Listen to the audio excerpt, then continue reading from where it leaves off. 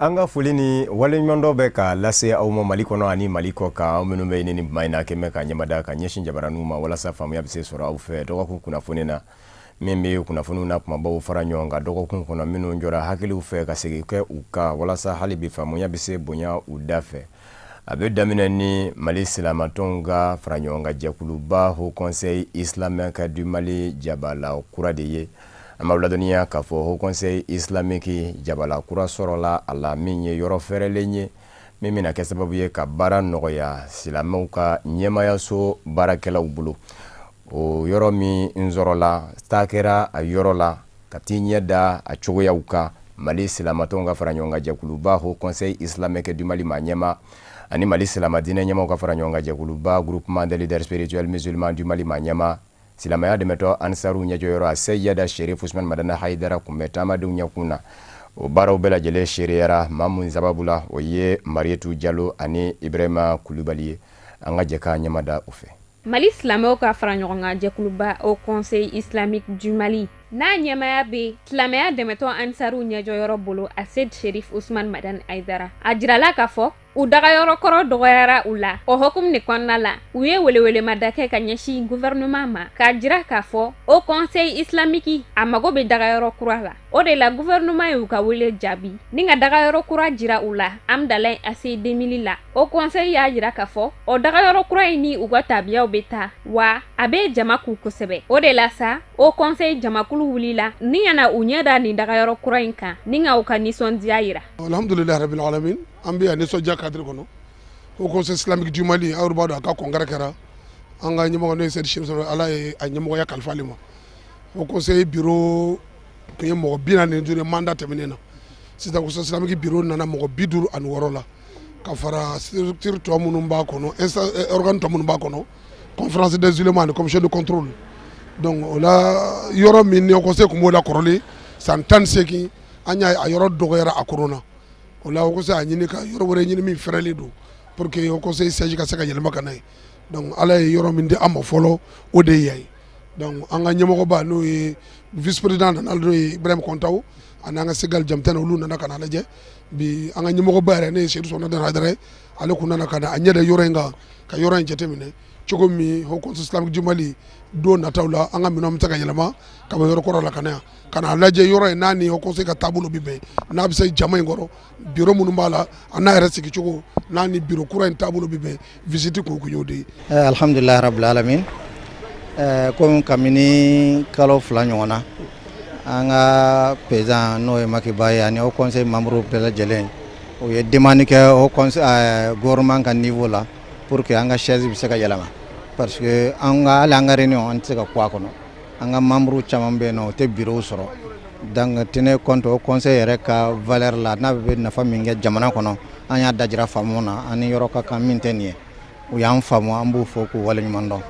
o yoro mi o yoro do jirana ko na soro no be bama alhamdulillah nana laje o ko anga na laje anya laje chien kelen chien fla bela jelen ko vraiment ni no Conseil kaka amanga famofo ani anga maminumbe anga vice président minumbe ananga secrétaire général ananga secrétaire général adjoint ananga membre chaman nana pour que ka laje anya hakili falen falono ke anya ye ka fo ni ngone fenye mi alhamdulillah rabbil alamin nintu yanga lanyine kamni wati jan donc bela jelen apprécier président yera apprécier ka fo vraiment yoro min désigner mi nga bureau bebenama donc abi komi siankoni bengaraka Kaula donia kafo dogo kunwerani alasona au Conseil islamique du Mali Mali Islameo ka faranyonga jaguluba adaga yoro kurabe na keni yoro nye amdalay ase 2000 MCC Tony a Sheikh Mohamed Maki Bajara ku tega di nyomo kase ka jiso do jo kerengere ne nyana shijangoro kawye haglina izara ka dangene maya ni daimenike jakulu de ka wuli ka joy komi mako ONG directeur AID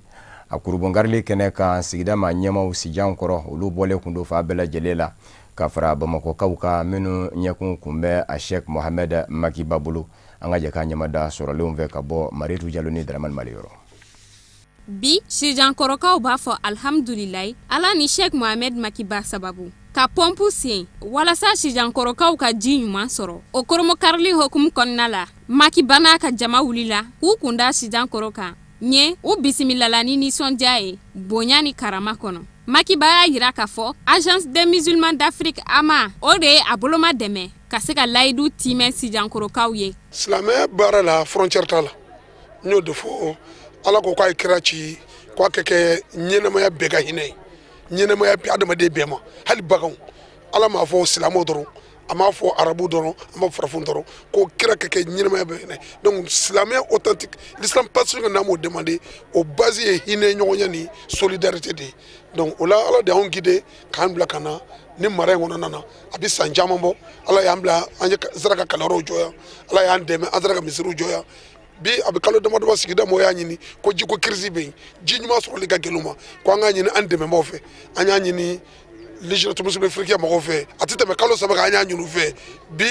an ka sogo kɛra réalité parce que an b'a fɔ waati olu b'a ɲini waati min samiyɛ donda don anw jigi t'a kan ko a bɛ se ka sɔrɔ mais ni Ala ka dɛmɛ ani an ka partenaires ka dɛmɛ bi sogo kɛra kɛnɛkanda ye ji ɲuman filɛ nin min ni yan bɛɛ bɛ se ka nafa sɔrɔ a kɔnɔna na donc an b'a fɔ ko ka kɛ Ala kama dɔrɔn Ala yɛrɛ bɛ ko tɔw dilan. Kɔlɔn in janya bɛ taa mètre 101 na wa ɛri o ɛri a bɛ se ka ji litiri 1000 ani 600 de bɔ. Dantigɛliw kɔfɛ jamakulu yi i sɛnsɛn ka se kɔlɔnda la k'a koromo kari ka sɔrɔ ka manivelle di Sheikh Mohamed Makiba ma ale ka kɛ maa fɔlɔ ye ka ji pompe ji ɲuman sɔrɔla dugulamɔgɔ bɛɛ lajɛlen nisɔndiyara. An ka laɲini ye min ye jamana in kɔnɔ de ye jiko gɛlɛya bɛ yɔrɔ min na an ka se ka ji se a yɔrɔ caman na mɔgɔ se ka gɛlɛya ba u kan o jiko gɛlɛya kelen o de y'an se sijankɔrɔ yan bibi n'an bɛ sijankɔrɔ yan nɔ an ye furaji min sen ayiwa a sɔrɔla mun kɛra sababu ye ka yɔrɔ yɛrɛ k'a fɔ jiko gɛlɛya bɛ o la ye Sheikh Makiba ye ale ye yɔrɔ yɛrɛ k'a fɔ jiko gɛlɛya bɛ yen tuma min na ci sera an ma an ka section chef de culture n'o ye Alhaji Ahmad Tali Jalo ye ci sera ma o fɛ k'a fɔ Makiba ye k'a fɔ yan yɔrɔ jiko gɛlɛya bɛ yen nɔ an ma retardé sabu a yɛrɛla k'a fɔ kɔlɔn min bɛ yen ni bolola kɔlɔn don denmisɛnw bɛ ji min ta la tumu bɛ ji in na a bɛ kɛ sababu ye ko kalan u bana n'u dun banna u bɛ waati jan u tɛna kalan la min bɛ kɛ sababu ye k'u ka kalan yɛrɛ siɲɛ o hinɛ ye o misimisi ye anw sɔrɔ an wulila ka na furaji ni sen u ɲɛ pɔnpe kɔlɔn sen u ɲɛ min musaka taara fɔ sanfɛ wari $5,000,000 la ayiwa an ka bureau min kɔri jamana kɔnɔ kɔri jamana don y'a financé a wari bɛɛ lajɛlen bɔra yen olu y'a financé à 100%. Donc kɔlɔn dun y'a taa fɔ mètre 100 ani mètre 1 na ji min b'a ko ne bɛ se k'a d'u ma o bɛ bɛn litiri 1000 ani 600 ma ayiwa ɛri o ɛri n b'a ɲini sijankaw bɛɛ lajɛlen fɛ kɔlɔn min filɛ n'a sɛnɛ ka d'u ma o k'a tɔpɔtɔ k'a ladon k'a ɲɛ mun kɔsɔn a bɛ se k'olu nafa bi k'o don nafa sini k'u m'o don nafa fɔ sini kɛnɛ fo don min tɛ bi a bɛ se k'o nafa cogo min na wagati o waati n'an nana kɔlɔn in ye an k'a ye k'a fɔ a bɛ se ka nisɔndiya a bɛ se ka dusu don an kɔnɔ ka baara wɛrɛ kɛ yan jamana kɔnɔ min tɛ nin ye. Nisɔndiya in b'aw dusukun na pɔnpe ko in nɔ a nisɔndiya fanga ka bon jiko dɛsɛ kuma na bɔn an ka denmisɛnninw fana kalandenw don u bɛ bi kɔlɔn kɔnɔ bɔn o bɛɛ ye jadi dɔ ye ka se denwolomusow ma bɔn nisɔndiya in b'aw dusukun na jiko in kɔni sɛbɛkɔrɔ diyara an nɔ bɔn kalanso ko in kalanko in fana a diyara an nɔ ni denmisɛnninw ma kala dugu kɔnɔ ɲɛtaa tɛ dugu la bɔn denmisɛnninw ka kalan ka ɲɛ o ye denwolomusow ka hɛrɛ ye ni den labɔdamuna ko ɲuman bakinbaa de bɛ dɔ sɔrɔ a tɔnɔ la n'a ma ɲɛ i t'a ye nimisa ye. Ne ka musow kun sɛgɛnna vraiment u kun sɛgɛnna jiko la u bɛ taa ji ta mètre 600 500 ɲɔgɔn na ka na n'a ye centre la an nana u y'a ɲɛfɔ an ye an fana ma kasi Makiba ni a nɔfɛmɔgɔw la vraiment u fana ko an ye ko ni Ala sɔnna u b'a kɛ bi Ala y'a latigɛ bi a kɛra vraiment ne contentement de don o la. K'aw ladɔnniya k'a fɔ Direct Aid Agence des musulmans d'Afrique n'ale ye baɲumankɛtɔn ye ale de jɔra ni a musaka bɛɛ lajɛlen ye musaka min bi t'i jɔ fo sefa wari $5,000,000 madubatɔ muso ye Sheikh Mohamed Makiba fo k'a barikada kalanyɔrɔ jɔlen kɔfɛ walasa ka silamɛya ɲɛfɔ a ɲɛfɔcogo la sijankɔrɔkaw ye Sheikh Mohamed Makiba a ye ɲɔ simansi di sijankɔrɔ musow ma ni ka laban ni ji pɔnpu ye. Gilet vert jakulu kura do min sigira sen kan minisiriso fɛ minisiriso min ɲɛsinnen do sigida lakanani ma jakulu kura ni o ye gilet vert ye a ka baara bɛna bɛn fɛn min ma o ye ka se ka an ka sigidaw lakana min bɛ se ka to bɛsɛya wale olu bi caya Mali fan da 4 bɛɛ lajɛlen la a baaraw n'u donna minisiri ka denbaya kɔnɔ minisiri min ɲɛsinnen do sigida lakanani ma ni o ye Useni Amion Gindo ye ka fara forobatɔ ma ɲɛma caman kan Amadou Diallo ni Ibrahima Kulubali olu kun bɛ Cherifla TV jabarani tɔgɔ la. maa bayirika caman u bɛɛ lajɛlen y'u kun da palais de la culture Amadou Hampâté-Bâ kan wasa ka taa kɛ gilet vert n'ale ye jɛkulu ye min bɛ denmisɛnnin jɛkulu musow ale ni donsow ni silamɛtɔnw a b'u bɛɛ lajɛlen kafo ɲɔgɔn kan hakilina kelen miiriya kelen o de ye sigida lakanali ko ɲuman o baaraw waliyali matarafali ko ɲuman ye. Ministre tilala ka initiative ta o initiative ye association yɛrɛw ka cari ka taa bɛɛ nana partenariat bila an ka fara ɲɔgɔn kan ka kɛ kulu ye n'a fɔ ma ko organisation fêtière o de wololen filɛ nin ye gilet vert la o gilet vert c'est l'initiative du ministre en question. Ni jɛkulu kɛrɛnkɛrɛnnen ni a bilara sen kan nin wagati laban in na a ka laɲini ti dɔwɛrɛ yaasa ka sigida lakanali ko kuma i ɲɛ don o baaraw la an ka jamana kɔnɔna na ani baara minnu kalifalen b'a ma n'a bɛɛ lajɛlen bi don sigida lakanali ko ɲuman binakun kan min kalifar'u ma jamana ɲɛmɔgɔw fɛ u ka baaraw bɛna ɲɛsin olu de ma a sigili sen kan o kɛra tare ye. Ko daminɛ mun don alhamdulilayi a ka kɛ ko belebele mun don ça veut dire k'a ka taa ɲɛfɛ suivi ka k'a la évaluation ka k'a la chaque semaine comme a ye mun fɔ a ka discours la an bɛ don commune o commune dɔgɔkun o dɔgɔkun commune 1 commune 2 3 fo commune 6 n'an bɔra yen an bɛ taa Bamakɔ fan bɛɛ Mali fan bɛɛ ka don ka sanuya k'o ɲini mɔgɔw fɛ ka mɔgɔw la sensibiliser k'u lafaamuya. Sigida lakanali ko ɲuman o ye jɔrɔnakoba ye an ka jamana ɲɛmɔgɔw bolo min y'a to ni jɛkulu kɛrɛnkɛrɛnnen yɛrɛ bilara sen kan bari sabu k'a da kan a yera k'a fɔ ko an ka jamana kɔnɔna na waati yɛlɛma kɔlɔlɔw olu barika ka bon kosɛbɛ an ka bunahadamadenya ani an ka siniɲɛsigi o matarafaliko ɲuman kan. An bɛ Fuseni Amion Gino fɔ n'o ye Pulo ye ministre de l'environnement vraiment a bɛ faso jɔ min na an bɛ dugawu kɛ Ala k'a dɛmɛ parce que olu bɛ hakilina de ta ka mɔgɔw kalan a ye baara kɛ. A ye min fɔ yan bi an ka nana kɛ an nana kɛnɛ kan an taara so ye bɛɛ mɔgɔ nana ni e taara a fɔ i tɔɲɔgɔn ye minnu mana wa a baara daminɛ i ka bila aw ka quartier la zile kɛra anw na cogo min na an ka se ka Mali yɛrɛ kɛ vert o la donc o de kosɔn an ka nisɔndiya kan ka bonya ni maliyɛn bɛɛ ta ye mun na parce que an tun bɛ kɛlɛ dɔ la n'o ye la lutte contre la désertification ye an mɛnna kɛlɛ la mais nin fana ye groupe dɔ ye ka fara anw kan ka an renforcer Mali bɛɛ armée na donc o de kosɔn an nisɔndiyara kosɛbɛ. An kɔni b'a fɔ bi de a fɔlɔ ye an bɛ dugawu fana kɛ Ala kana kɛ kuma tɛ ya waleya ye a y'an kɔni kontan an bɛɛ sigilen don ko an kelen o kelen tant que i nana réunion in kɔnɔ dugu in jɛli ye ani jamana jɛli i ka don a sira fɛ ka yiriw fana turu a ye nisɔndiya kɔni bila an bɛɛ la k'an kontan ni minisiri fana kɔrɔ Ala k'a ka fanga taa ɲɛ. Fiɲɛ ɲuman samani k'a bila Bamakɔ bi o bɛ ka gɛlɛya adamadenw bolo mais adamadenw yɛrɛ nɔ don anw ka rôle b'a la n'o ye population ye autorités ka rôle b'a la c'est la première fois ministre ka sɔrɔ min ɲɛsinnen don assainissement ni environnement ma a ka leader religieux société civile gilet vert initiative o de ye ko population yɛrɛ ka i impliqué sigida saniyali la ani sigida jɛyali la ani environnement sigida kɔlɔsili la ko an yɛrɛ sen ka don a la c'est la première fois donc ministre Pulo ye o ŋaniya min da ka ɲɛsin diinɛ ɲɛmɔgɔw ma ko an ka o bonyamasegin k'a ye k'a fɔ ye fana ko diinɛ tɔn bɛɛ diinɛ ɲɛmɔgɔ bɛɛ bi a dɛmɛ nin hakilina in na walasa degun min bɛ an kan a ka se k'an dɛmɛ ka degun in wuli parce que a b'anw de kan degun min population de kan. Ministre min ka caw ɲɛsinen bɛ sigida lakanali ma an ka jamana kɔnɔna na n'o ye ministre Amion Gino ye a ka laseliw senfɛ a y'i sinsin kosɛbɛ laɲiniba minnu kalifara nin jɛkulu kɛrɛnkɛrɛnnen ma walasa u ka se ka sigida lakanali baaraw kɛ sariya hukumu kɔnɔna na ni ka tila k'a yiraw la ko ni Ala sɔnna ma waati nataw la wulikajɔba dɔ bɛna boloda minnu bɛ tali kɛ bilasiraliw ni ladilikanw ka ɲɛsin sigida lakanali ko ɲuman matarafali ma an ka jamana kɔnɔna na. Tiaturubaw ladilikanw ni bilasiraliw ka ɲɛsin sigida lakanali ko ɲuman ma olu n'a ɲɔgɔnna wɛrɛw caman kɛra ni lajɛrɛ belebele in ala kunbabaw ye maaw hakili tora minnu fɛ kosɛbɛ sigili hukumu kɔnɔna na. Maa minnu ka baara ɲɛsinnen don mangoro labaarali ma olu ka dɔnda kawuriya kɛnɛ dɔ sigira sen kan ka se ka kunnafoni boli u ni ɲɔgɔn cɛ laɲiniw minnu gɛn bɛ nazarala jamana tɔnba fɛ ni o ye Union Européenne ye ka ɲɛsin an ka jamana mangoro ko ma ka se k'o dajira ɲɔgɔn na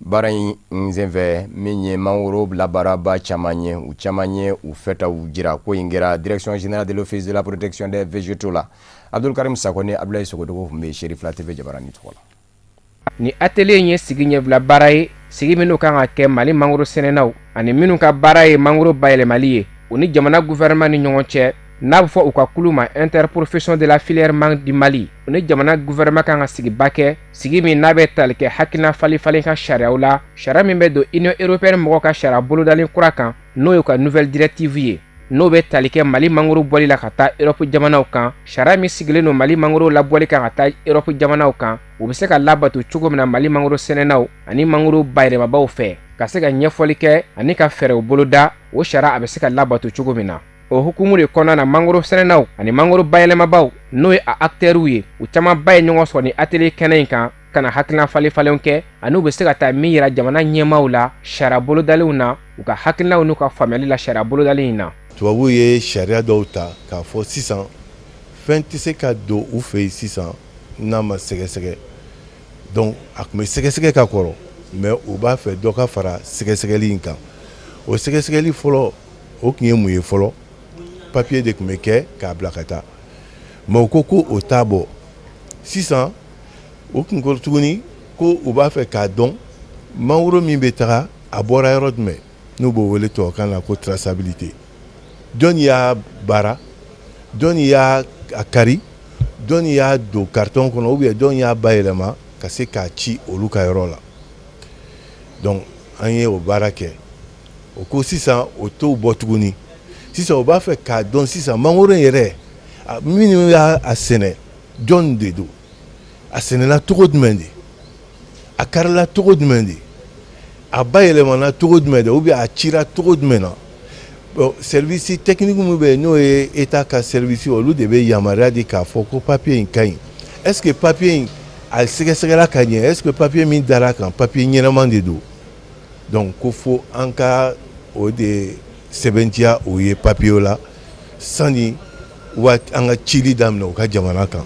mangoro ye fɛn ye min sɛnɛnen bɛ kosɛbɛ ka caya Mali jamana kɔnɔ wa jɔdaba de b'a la Mali sɔrɔ sira kan o sira belebele dɔ ye a bɔli ye ka taa feere diɲɛ jamana wɛrɛw kan kɛrɛnkɛrɛnnenya ma Europe jamanaw ka se ka o nafa sɔrɔ siraw lakana sariya minnu tara Europe jamanaw fɛ n'o ye tubabu jamanaw ye fo sɛnɛkɛlaw n'o ye mangoro sɛnɛnaw ye u ka se ka u dama kɛɲɛ n'o sariya fɔlenw ye Union européenne ka réglementation kura nin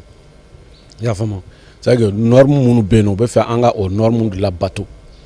i y'a faamu n'i y'a lajɛ baara fɛn fɛn n'a bɛ yen nɔ mangorow kan o jiridan wɛrɛw kan o i y'a faamu norme de b'a bɛɛ la o ye norme internationale des mesures phytosanitaires donc o norme ninnu bɛ se ka lasabati cogo min an fɛ yan nɔ i y'a faamu o de b'o kan fɔlɔ la n'u tun bɛ jɛn n'a ye k'a fɔ ko fɛn dɔw bɛ se ka tɛmɛ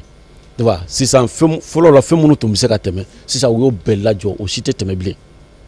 o si tɛ tɛmɛ olu fɛ yen nɔ bilen u tun bɛ se ka musolaya kɛ fɛn fɛn na o musolaya de banna o si tɛ yen nɔ bilen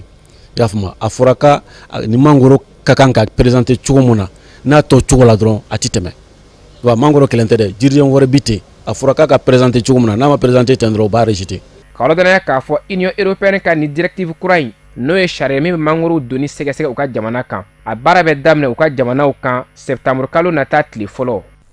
dugu caman munumununen kɔfɛ Sikaso mara la n'o ye Yɔrɔbugula ani Furu ye Amadɛri ma ɲɛmaaba fɛ ani a ka taamadenw u taara u ka munumunuzalo kunjɛ Loloni ani Sikaso yɛrɛ kɔnɔ Amadɛri a ka baara bɛnbɛn ka se ka yele bɔ yɔrɔw la yɔrɔ minnu gɛrɛsɛgɛ ma don an ka kuran ninnu na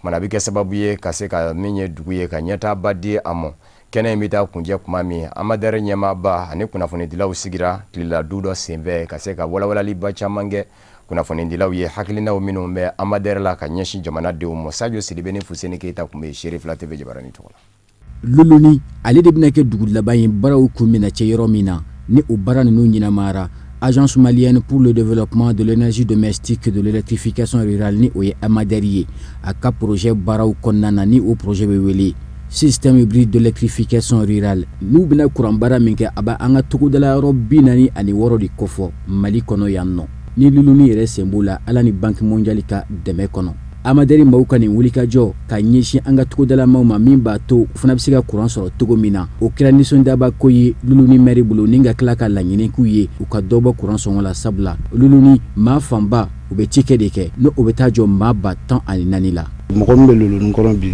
a ka ca ni mɔgɔ 114 ye donc directement kuran besoin b'an na kosɛbɛ donc ni Amadɛri nana ka na fɛn kɛ donc i b'a sɔrɔ mɔgɔw mako jɔlen no kuran na kan bɛ ne bolo ka lase dugudenw ma o de u ka courant ta